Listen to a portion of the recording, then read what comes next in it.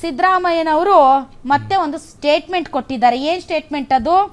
ಮತ್ತೆ ಈಗ ಅದೇ ಬದಲಾವಣೆ, ಸಿಎಂ ಬದಲಾವಣೆ ಚರ್ಚೆಗೆ ಇನ್ನೂ ಬ್ರೇಕ್ ಬಿದ್ದಿಲ್ಲ ಅನ್ನುವಂಥ ನಿಟ್ಟಿನಲ್ಲಿ ಖುದ್ದು ಸಿದ್ದರಾಮಯ್ಯನವರು ಒಂದು ಸ್ಪಷ್ಟನೆ ಕೊಟ್ಟಿದ್ದಾರೆ. ಎಐಸಿಸಿ ಮತ್ತು ಒಬಿಸಿ ಸಲಹಾ ಮಂಡಳಿಯ ಸಭೆಯ ಸುದ್ದಿಗೋಷ್ಠಿ ವೇಳೆ ಮಾತನಾಡಿದ್ರು. ಹೈಕಮಾಂಡ್ ನಿರ್ಧಾರವನ್ನ ನಾನು ಮತ್ತೆ ಡಿಸಿಎಂ ಡಿಕೆ ಶಿವಕುಮಾರ್ ಅವರು ಇಬ್ಬರೂ ಕೂಡ ಪಾಲಿಸ್ತೇವೆ ಅನ್ನೋದಾಗಿ ಮತ್ತೆ ಪುನರುಚ್ಚಾರವನ್ನ ಮಾಡಿದ್ದಾರೆ. See, I have made it number of times very clear that whatever decision is taken by the High Command, both myself and DK Shivakumar will follow. See, I have made it number of times very clear that whatever decision is taken by the High Command, both myself and DK Shivakumar will follow. So high command ಏನು ಹೇಳ್ತಾರೆ ಅದನ್ನು ನಾನು ಮತ್ತು D K Shivakumar ಅವರು follow ಮಾಡ್ತೀವಿ ಅಂತ ಹೇಳಿದ್ದಾರೆ. So ನಮಗೇನಿದು ಮತ್ತೆ ಈ ನಾಯಕತ್ವ ಬದಲಾವಣೆಯ ವಿಚಾರನ, ಅದಕ್ಕೆ ಹಿಂಗಂದ್ರ, ಯಾಕೆ ಹಿಂಗಂದ್ರು, ಆವತ್ತು ಹಂಗಂದ್ರು, ಇವತ್ತು ಮತ್ತೆ ಯಾಕೆ ಹಿಂಗಂತಿದ್ದಾರೆ ಅಂದರೆ ಇನ್ನೂ ಮುಗ್ದಿಲ್ವಾ, ಹಂಗಂದ್ರೆ ಇದು ಇನ್ನೂ ಜೀವಂತ ಇದೆಯಾ?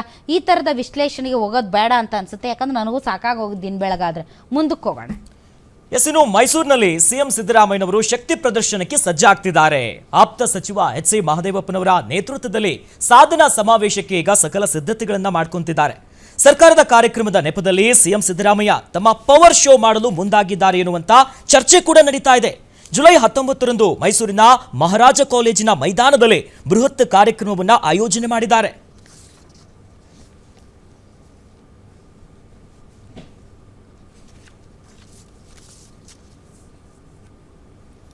ಈಗಾಗಲೇ ಸಿಎಂ ಬದಲಾವಣೆ ಇಲ್ಲ, ನಾನೇ ಸಿಎಂ ಅಂದ್ರು. ಮತ್ತೊಂದು ಕಡೆ ಸುರ್ಜೇವಾಲಾ ಅವರು ಬಂದು ಹೋಗ್ತಾ ಮಾಡ್ತಿದ್ದಾರೆ. ಇದರ ನಡುವೆ ಇದೊಂಥರ ಹೆಂಗೆ ಶೋನಾ, ಅವರ ಪ್ರದರ್ಶನನ ಅಲ್ಲ? ಯಾಕೆ ಅಂತಂದ್ರೆ ಈಗ ಎಲ್ಲರೂ ಏನ್ ಹೇಳ್ತಾ ಇದ್ದಾರೆ, ಹಳೆ ಸಿದ್ದರಾಮಯ್ಯನವರು ಇಲ್ಲ. ಮೊದಲ ಬಾರಿ ಮುಖ್ಯಮಂತ್ರಿ ಆದಂತಹ ಸಿದ್ದರಾಮಯ್ಯನವರ ವಿರುದ್ಧ ಮಾತಾಡೋದಕ್ಕೆ ಹೈಕಮಾಂಡ್ ಕೂಡ ಹೆದರ್ತಾ ಇತ್ತು. ಹೈಕಮಾಂಡ್ ಯಾವಾಗ್ಲೂ ಕೂಡ ಮುಖ್ಯಮಂತ್ರಿಗಳನ್ನ, ಕಾಂಗ್ರೆಸ್ ಹೈಕಮಾಂಡ್ ಆಯಾ ರಾಜ್ಯಗಳ ಮುಖ್ಯಮಂತ್ರಿಗಳನ್ನ ಬೆಳೆಯಕ್ಕೆ ಬಿಟ್ಟಿಲ್ಲ.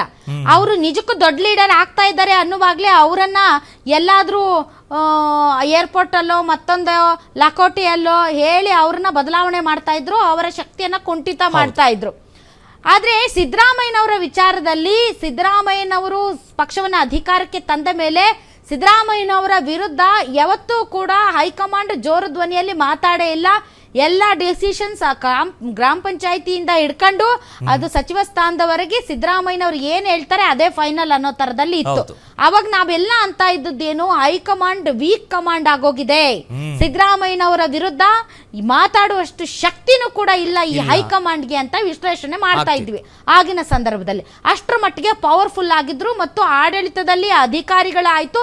ಸಿದ್ದರಾಮಯ್ಯನವರು ಅಂದ್ರೆ ಒಂದು ಭಯ ಇತ್ತು. ಸೊ ಅಂತಹ ಸಿದ್ದರಾಮಯ್ಯನವರು ಯಾವಾಗ್ಲೂ ನಾನು ಬಹಳಷ್ಟು ನನ್ನ ಮೈ ಮೇಲೆ ಹಾಕುವಂತಹ ಶುಭ್ರ ಬಿಳಿ ವಸ್ತ್ರದಂತೆ ನಾನು ತುಂಬಾ ಪಾರದರ್ಶಕವಾಗಿ ಪ್ರಾಮಾಣಿಕವಾಗಿ ಇದ್ದೇನೆ, ಯಾವ ಸಣ್ಣ ಕಪ್ಪು ಚುಕ್ಕೆಯೂ ಇಲ್ಲದಂತೆ ನಾನು ಅಧಿಕಾರವನ್ನ ಮಾಡ್ತಾ ಇದ್ದೇನೆ ಅಂತ ಪದೇ ಪದೇ ಹೇಳ್ತಾ ಇದ್ರು. ಅಷ್ಟರ ಮಟ್ಟಿಗೆ ಸ್ಟ್ರಾಂಗ್ ಅಹಿಂದ ಲೀಡರ್, ಸಮಾಜವಾದಿ ಮೂಸೆಯಿಂದ ಹೊರಬಂದಂತಹ ಸಿದ್ದರಾಮಯ್ಯನವರು ಯಾವುದಕ್ಕೂ ರಾಜಿ ಇಲ್ಲ, ಯಾವುದಕ್ಕೂ ಮುಲಾಜಿ ಇಲ್ಲ, ಒಂದ್ ರೀತಿ ಡೋಂಟ್ ಕೇರ್ ಮಾಸ್ಟರ್ ಅಂತ ನಾವು ಅಂತ ಇದ್ವಿ.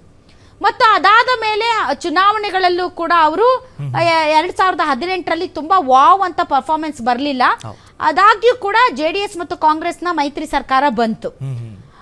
ಬಿಜೆಪಿ ಆಡಳಿತದ ನಂತರ ಸಿದ್ದರಾಮಯ್ಯನವರ ಮತ್ತೆ DK ಶಿವಕುಮಾರ್ ಅವರ ಕಾಂಬಿನೇಷನ್ ವರ್ಕೌಟ್ ಆಯ್ತು. ಅದಾದ್ಮೇಲೆ ಅವರು ಸಿದ್ದರಾಮೋತ್ಸವ ಅಂತ ಮಾಡಿದ್ರು. ಅದರಲ್ಲಿ ದಾವಣಗೆರೆಯಲ್ಲಿ ಅಭೂತಪೂರ್ವವಾದಂತ ಒಂದು ಶಕ್ತಿ ಪ್ರದರ್ಶನ ನಡೆಯಿತು. ಪವರ್ ಶೇರಿಂಗು ಅದು ಇದು ಯಾವುದಿದ್ರೂ ಕೂಡ ಸಿದ್ದರಾಮಯ್ಯ ಅಲ್ಟಿಮೇಟ್ ಲೀಡರ್.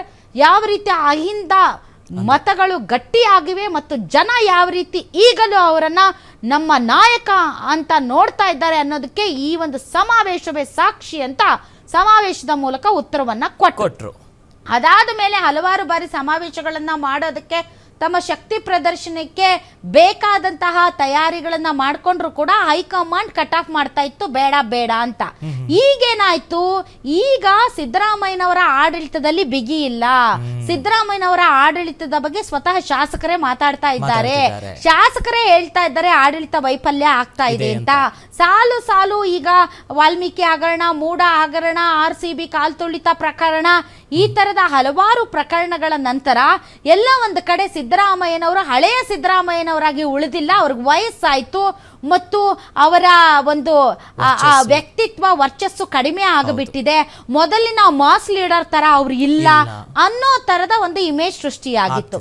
ಅದಾದ್ಮೇಲೆ ಕಾಂತರಾಜು ವರದಿ ಆಯೋಗದ ವರದಿಯನ್ನ ಅವ್ರು ಕಸದ ಬುಟ್ಟಿಗೆ ಎಸೆದ ಮೇಲೆ ಇವರು ಯಾವ ಅಹಿಂದ ವರ್ಗಗಳಿಗೆ ಮೀಸಲಾತಿ ವಿಚಾರದಲ್ಲಿ ಈ ಒಂದು ಸಾಮಾಜಿಕ ಶೈಕ್ಷಣಿಕ ಆರ್ಥಿಕ ಸಮೀಕ್ಷೆ ತುಂಬಾ ಇಂಪಾರ್ಟೆಂಟ್ ಅಂತ ಹೇಳ್ತಾ ಇದ್ರು. ಯಾವ ಎರಡನೇ ದೇವರಾಜ ಅರಸು ಆಗಕ್ಕೆ ಹೊರಟಿದ್ರು ಅಂತವ್ರೆ ಈ ಒಂದು ವರದಿಯನ್ನ ಮೇಲ್ವರ್ಗಗಳ, ಬಂಡವಾಳಶಾಹಿಗಳ, ಜಮೀನು ಮಾಲೀಕರ, ಭೂ ಒಡೆಯರ ಒತ್ತಡಕ್ಕೆ ಮಣಿದು ಕಾಂಗ್ರೆಸ್ ಹೈಕಮಾಂಡ್ನ ಒತ್ತಾಯದಂತೆ ಕಸದ ಬುಟ್ಟಿಗೆ ಹಾಕಿದ್ರು. ಇವರು ಯಾವ ಸೀಮೆ ಅಹಿಂದ ಲೀಡರ್ ಅನ್ನುವಂತ ವಿಶ್ಲೇಷಣೆಗಳು ಹೊರಗಡೆ ಬಂದ್ವು. ಟೋಟಲಿ ಫೇಲಿಯರ್ ಆಗ್ಬಿಟ್ಟಿದ್ದಾರೆ ಸಿದ್ದರಾಮಯ್ಯ ಅನ್ನುವಂತ ಇಮೇಜ್ ಬಿಲ್ಡ್ ಆಗಿದೆ. ಇದಾದ ಮೇಲೆ ಪವರ್ ಶೇರಿಂಗ್ ಅನ್ನೋ ವಿಚಾರ ತುಂಬಾ ದೊಡ್ಡ ಮಟ್ಟದಲ್ಲಿ ಸದ್ದಾಯ್ತು. ಆ ಮೂಲಕ ಸಿದ್ದರಾಮಯ್ಯನವರು ಒಂದು ಕಡೆ ತಮ್ಮ ಅಹಿಂದ ವ್ಯಕ್ತಿತ್ವವನ್ನ ಮತ್ತು ಆ ಒಂದು ಪ್ರಬಲವಾದಂತಹ ಹೋಲ್ಡ್ ಅನ್ನ ಕಳ್ಕೊಂಡಿದ್ದಾರೆ ಅನ್ನೋದೊಂದು ಕಡೆ, ಅವರು ಮೊದಲಿನಂತೆ ಸಮರ್ಥವಾಗಿ ಆಡಳಿತ ನಿರ್ವಹಿಸ್ತಾ ಇಲ್ಲ ಅನ್ನೋದು ಮತ್ತೊಂದು ಕಡೆ, ಕಾಂತರಾಜು ವರದಿ ವಿಚಾರದಲ್ಲಿ ಒಂದು ಬದ್ಧತೆಯನ್ನ ಪ್ರದರ್ಶನ ಮಾಡಲಿಲ್ಲ, ಆ ಮೂಲಕ ತುಳಿತಕ್ಕೆ ಒಳಗಾದಂತ ಸಮುದಾಯಗಳ ಧ್ವನಿಗೆ ದನಿ ಆಗ್ಲಿಲ್ಲ ಅನ್ನುವಂತ ಆಪಾದನೆಯ ಮಧ್ಯೆ ಪವರ್ ಶೇರಿಂಗ್ ಅನ್ನೋ ವಿಚಾರ ತುಂಬಾ ದೊಡ್ಡ ಮಟ್ಟದಲ್ಲಿ ಸೌಂಡ್ ಆಯ್ತು. ಅದಾದ್ಮೇಲೆ ಸಿದ್ದರಾಮಯ್ಯ ಗುಡುಗಿದ್ರು, ಇಲ್ಲ ನಾನೇ ಮುಖ್ಯಮಂತ್ರಿ 5 ವರ್ಷಗಳ ಕಾಲ ಅಂತ.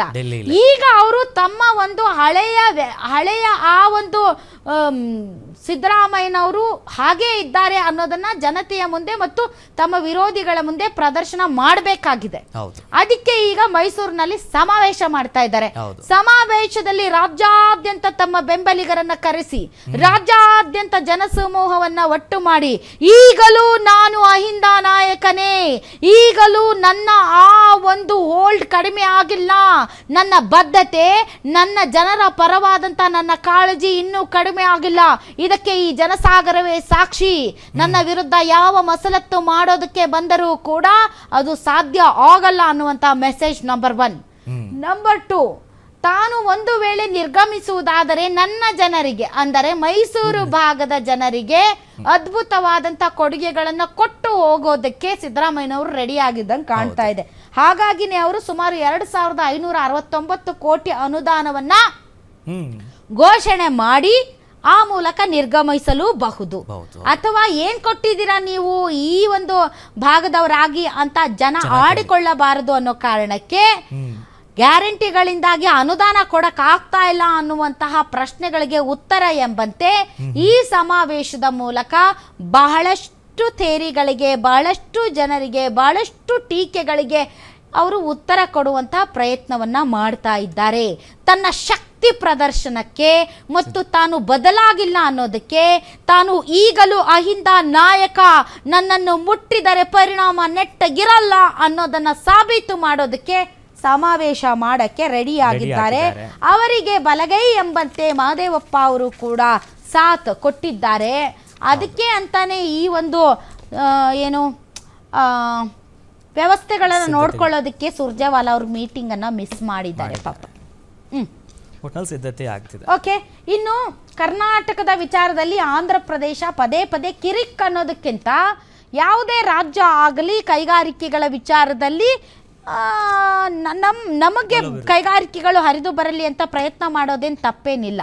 ಇದು ಗುಡ್ ಸ್ಪಿರಿಟ್ ಅಲ್ಲಿ ಒಂದು ಕಾಂಪಿಟೇಷನ್, ಇದು ಒಂದು ಹೆಲ್ದಿ ಕಾಂಪಿಟೇಷನ್ ಅಂದ್ರೂ ಕೂಡ ಪರವಾಗಿಲ್ಲ.